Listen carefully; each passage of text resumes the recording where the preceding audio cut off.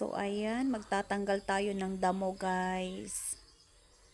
Kailangan natin magbawas ng damo dyan para hindi tirahan ng snake ba. So ayan, wala tayong pwedeng utusan, so ako ang gagawa guys.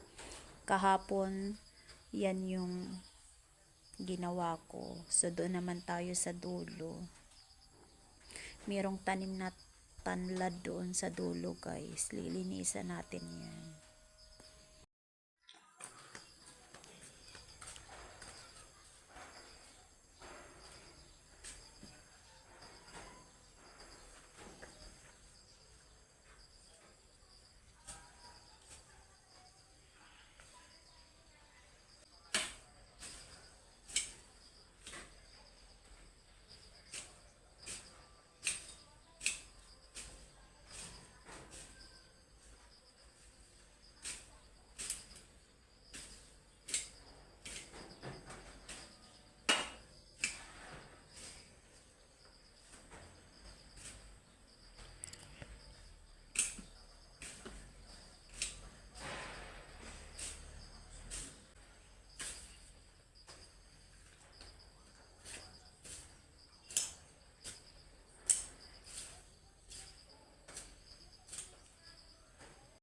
So ito yung tanglad guys, oh, 2 puno, makapal na siya.